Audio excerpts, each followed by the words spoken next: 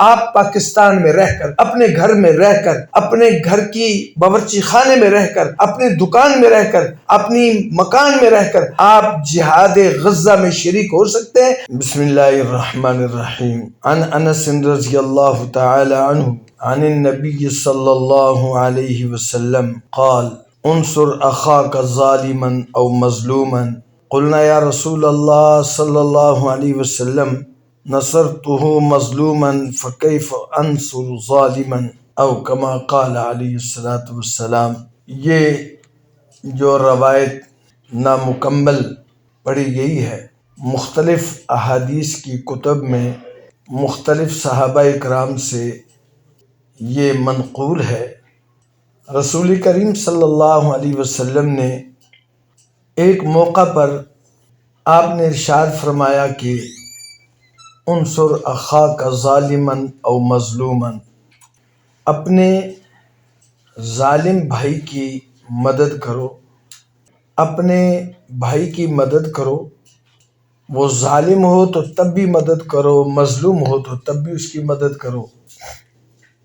تو آپ صلی اللہ علیہ وسلم سے پوچھا گیا، یا رسول اللہ صلی اللہ علیہ وسلم، مظلوم کی مدد کرنا، کمزور کی مدد کرنا، مقہور کی مدد کرنا، مجبور کی مدد کرنا، ضعفاء کی مدد کرنا، یہ تو سمجھ میں بھی آتا ہے اور ہم کرتے بھی ہیں، لیکن ظالم ہو اس کی مدد کیسے کریں؟ ایک راشی کی مدد کیسے کریں؟ ایک فاسق اور فاجر کی مدد کیسے کریں؟ ایک ظالم متکبر کی مدد کیسے کریں؟ ایک قاتل اس کی مدد کیسے کریں؟ اللہ کی حدود کو دن رات پائمال کرنے والے کی مدد کیسے کریں؟ ایک متکبر، دولت، طاقت، افرادی مالی قوت سے مالا مال، اس کی مدد کیسے کریں؟ اب یہاں انسان سارے کے سارے سیدنا آدم علیہ الصلوۃ والسلام کی اولاد سے ہیں، اور جب سارے کے سارے سیدنا آدم علیہ الصلوۃ والسلام کی اولاد سے ہیں تو پھر سب کے درمیان ایک انسانیت کا رشتہ یہ مشترک ہے۔ گورا ہے، سفید ہے، کالا ہے، حبشی ہے، مشرقی ہے، مغربی ہے، عورت ہے، مرد ہے، یہ تمام کا رشتہ انسانیت یہ مشترک ہے۔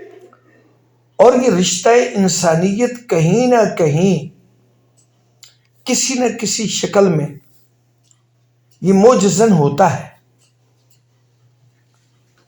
لوگ قبائل، مذاہب، مسالک، ممالک اور مشرقی، مغربی، شمالی، جنوبی، ان نسبتوں سے اوپر اٹھ کر ہم دیکھتے ہیں کہ وہ تعاون کر رہے ہوتے ہیں، جبکہ ان کا اس رنگ، نسل، قبیلے، علاقے، اس زبان سے کوئی تعلق نہیں ہوتا، لیکن وہ ان کو ادویات، کپڑے اور دیگر ضروریات زندگی اس کے لیے وہ پیش ہوتے ہیں۔ تو یہ وہ رشتہ انسانیت کا ہے، اولاد آدم ہے۔ اس سے اوپر والا رشتہ وہ مذاہب کا رشتہ ہے، اور مذاہب کے اندر اسلام آخری مذہب ہے۔ قیامت تک اس اسلام کے بطن سے کوئی دوسرا مذہب جنم نہیں لے گا۔ قرآن یہ آخری کتاب ہے اس سے بعد کوئی اور کتاب جو آسمانی کہلانے کے دعوے دار ہو جنم نہیں لے گی۔ امت یہ آخری امت ہے، اس امت کے بعد کوئی نئی امت اس امت کے بطن سے جنم نہیں لے گی۔ لہذا قرآن کریم مجموعہ اخلاق ہے۔ تمام انسانوں کے جو اخلاق حسنہ ہیں ان اخلاق کو سمو لیا ہے اس قرآن اور ہمارے پیارے نبی حضرت محمد صلی اللہ علیہ وسلم کے اخلاق نے۔ ان تمام کو اکٹھا کیا جائے تو تحریراً و تقریراً وہ قرآن کریم میں موجود ہے، اور عملاً رسول اکرم صلی اللہ علیہ وسلم کی ذات میں وہ تمام اخلاق حسنہ موجود ہیں۔ تو لہٰذا پورے انسانوں کا درد بھی ہماری شریعت میں موجود ہے۔ ہماری شریعت صرف مظلوم کو نہیں دیکھتی، صرف مردوں کو نہیں دیکھتے، صرف کسی ایک خاص قوم قبیلے کی طرف بھی یہ نہیں ہے، بلکہ یہ تمام چیزوں سے بلند ہو کر انسانوں کے حقوق، جانوروں کے حقوق، مسلمانوں کے حقوق، غیر مسلموں کے حقوق، اپنے دوستوں کے حقوق، اپنے دشمنوں کے حقوق، ان تمام کا اگر کوئی پاسبان ہے، نگہبان ہے، رہنما ہے تو وہ یہ ہمارے نبی کی سیرت ہے۔ اللہ کے نبی نے فرمایا کہ مظلوم کی مدد کرو، وہ تمہارا بھائی ہے، وہ تمہارا بھائی ہے، انسان ہے، حضرت آدم علیہ السلام کی اولاد سے ہے۔ اب وہ ظالم ہے تو تب بھی مدد کرو، مظلوم ہے تب بھی اس کی مدد کرو۔ تو مظلوم، مجبور، مقہور، کمزور، اس کی مدد کا سمجھ میں آتا ہے، لیکن یہ تصور اور یہ ہدایت کہ ظالم کی بھی مدد کرو، تو صحابہ کے اندر ایک عجیب سی کیفیت پیدا ہوگی، تو وہ وضاحت طلب کر لی۔ فرمایا یا رسول اللہ بتائے تو یہ کیسے ہوگا؟ اللہ کے محبوب صلی اللہ علیہ وسلم نے فرمایا کہ ظالم کو ظلم سے روکنا، ظالم کو ظلم سے روکنا یہ اس ظالم کی مدد ہے، یہ اس ظالم کی مدد ہے۔ ایک حدیث میں آتا ہے کہ جب بھی کوئی خلاف شریعت کام آپ دیکھیں، ظلم دیکھیں، زیادتی دیکھیں، ایمان کا پہلا درجہ ہے کہ آپ ہاتھ سے اس کو روک سکتے ہیں تو اس کو ہاتھ سے روکیں۔ ظالم کو ہاتھ سے روکے ظلم کرنے سے وہ ہاتھ پیچھے ہٹا دیں، راشی کو روکیں، سٹہ باز، جوا باز کو روکیں، دوسروں پر جس انداز میں اور جس طریقے سے وہ ظلم کرے اس کے ظلم کو روکیں۔ اگر وہ طاقت نہیں، تمہاری وہ حالت نہیں، تمہارے اندر وہ وسعت نہیں، تو پھر اپنی زبان سے اچھے انداز سے اس کو روکیں، اس کو ظلم، زیادتی، تعدی کے نتائج بتائیں، دنیا اور آخرت کی اس کو ناکامیاں بتائیں۔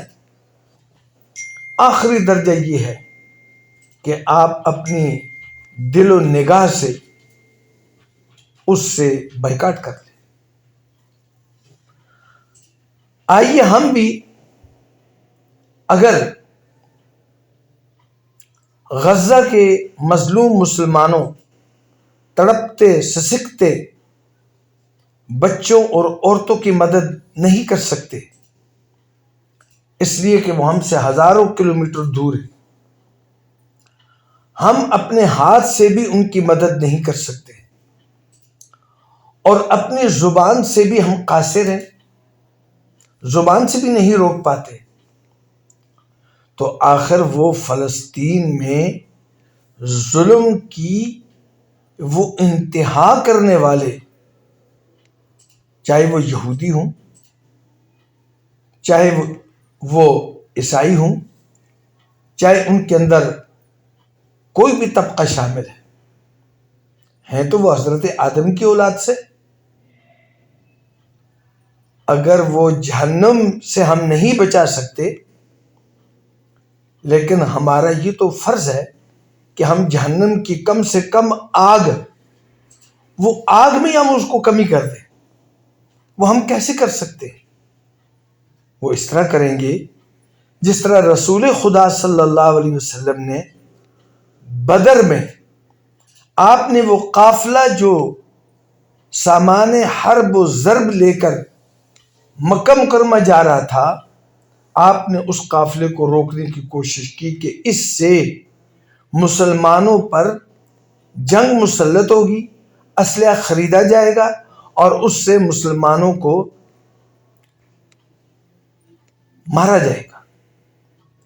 کئی مثالیں احادیث طیبہ میں موجود ہیں، واقعات میں موجود ہیں، بین الاقوامی طور پر موجود ہیں۔ تو وہ سامان حرب و ضرب یا جن چیزوں سے وہ یہ سامان خرید سکتے ہیں، ان کو تقویت پہنچتی ہے، ان چیزوں کو روک دیا جائے۔ تو یہ بھی ان کے ساتھ مدد ہے کہ وہ ظلم میں آگے نہیں بڑھیں گے، وہ رک جائیں گے۔ ہم ہاتھ سے نہیں روک پا رہے، زبان سے نہیں روک پا رہے، ہمارا 56-57 ممالک کی حکومتیں نہیں روک پا رہی۔ ہاتھ سے روکنے کی وہ طاقت رکھتی ہے، زبان سے روکنے کی وہ طاقت رکھتی ہیں، نہیں روک پا رہے۔ وہ کیوں نہیں روک پا رہے؟ یہ ان کا مسئلہ ہے۔ میں، آپ، خواتین و حضرات، ہم کیا کر سکتے ہیں؟ اس ظالم کی مدد ہم کیسے کر سکتے ہیں؟ آئیے ہم اسرائیل کی مدد کریں، اپنے کچن کے اندر سے اسرائیلی مصنوعات کو خیر بات کہہ دیں۔ ہم اپنی بیٹیوں کو، اپنی ماؤں کو، اپنے گھر کے اندر جو ہماری وہ مصنوعات جو ہم استعمال کرتے ہیں، صرف کی صورت میں، صابن کی صورت میں، آئل کی صورت میں، ڈیکوریشن کی صورت میں، اپنی دکانوں میں جو استعمال کر رہے ہیں، اپنی فیکٹریوں میں جو استعمال کر رہے ہیں، اگر ہم وہ استعمال نہ کریں تو ہمارا گھر پھر بھی چلے گا، ہماری فیکٹری پھر بھی چلے گی، ہمارا سفر پھر بھی چلے گا، ہمارا تمام کام ان کے بغیر چل سکتا ہے اور اس کا متبادل کامیاب ہوگا لیکن نایاب نہیں ہوگا۔ ہم اس کو اختیار کریں اور یہ نہ سوچیں کہ ہمارے ایک کچن کے ان چیزوں کے بائیکاٹ کرنے سے کیا فرق پڑتا ہے؟ لازماً فرق پڑتا ہے، اس لیے کہ اگر کہیں آگ لگی ہے اور اس آگ کے اندر اگر ایک چڑیا اپنی چونچ سے ایک قطرہ ڈال دیتی ہے، اس سے آگ کہاں بجھے گی؟ یوسف کے خریداروں میں اگر ایک بوڑھیا چند کھوٹے سکے لے کر پہنچ جاتی ہے، اس کا بھی شمار تو خریداروں میں ہوگا، اور اس ایک قطرے کا شمار بھی تو آگ بجھانے میں ہوگا۔ ایک پتھر مسجد میں لگانے کا، اس کا بھی شمار تو مسجد کے معماروں میں ہوگا۔ ظالم کے لیے ہم اپنے کچن کو، صرف اپنے گھر کے ذائقوں کو قربان کر دیں، اپنے گھر میں ان سے آراستہ ہونے والی مصنوعات ان کو ہم قربان کر دیں، اپنے ذائقوں کو بدلیں، اپنی خواہشات کو بدلیں اللہ کی خاطر، تو آپ قیامت کے دن روز محشر جہاں فلسطین اور غزہ کے مظلوم مسلمان جو جہاد میں شریک ہیں، آپ اس میں مجاہد ہوں گے، آپ اس میں مجاہدہ بنیں گی، اور آپ پھر یہ سوال اگر ہوگا حشر میں کہ غزہ میں آپ کا نام لکھا ہوا ہے، آپ نے غزہ میں جہاد کیا، تو آپ کہیں گے کیسے کیا؟ جہاد ایسے کیا جس طرح مجاہدین کہ گھوڑے کی قسمیں اللہ رب العزت نے کھائی ہیں، والعادیات ضبحا فالموریات قدحا فالمغیرات صبحا فاثرن به نقعا فوسطن به جمعا۔ اتنی قسمیں اللہ تبارک و تعالی نے اس گھوڑے کی اداؤں کی کھائی ہیں۔